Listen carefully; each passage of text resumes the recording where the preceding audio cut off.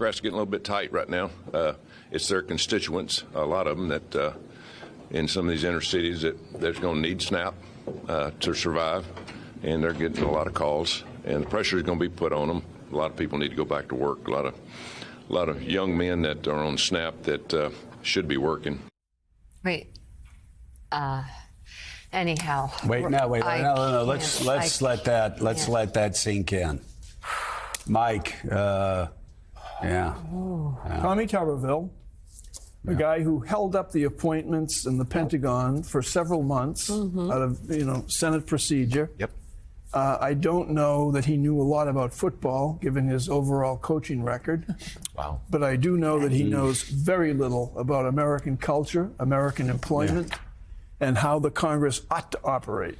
And the SNAP program and who it helps. He's talking about the young men in his state. Yeah, I mean, for example. that's what I'm saying. I mean, that's what we've been saying. Is Talking again, about is Tommy families, children. Tuberville thinking he's talking about people that live in Brooklyn, or is he talking about people that live in Demopolis, Alabama, that live in Bessemer, that live around Birmingham, Mobile? I mean, you're like, this is the ignorance of a lot of these Republican leaders, Willie.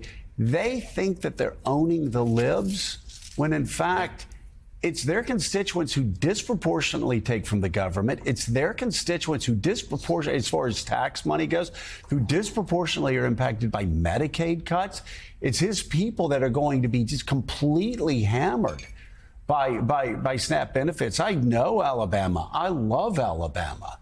You don't have to drive too far out of Mountain Brook to understand there are a lot of good people in Alabama that need Medicaid, that need SNAP benefits, and a lot of them are people that voted for Donald Trump. That's the ignorance of all this. 750,000 people in the state of Alabama are on food assistance. SNAP. That's 15% of the population of the state. That's a lot of Did he people. just lecture and them? it's also, there was some code in there. It's not just the people who didn't vote for him, who he's suggesting to go out and work. It's people who support him, who support Donald Trump, who rely on the government for rural hospitals, for food assistance, all this. So this position of, like you say, kind of owning the libs. Yeah. These are your constituents, the people who rely on you to get them the benefits they need. It doesn't make sense. Do you think Tommy Tuberville could tell you what the WIC program is? No. Women and No, Infants? but No. Do you think he could tell you the impact that No.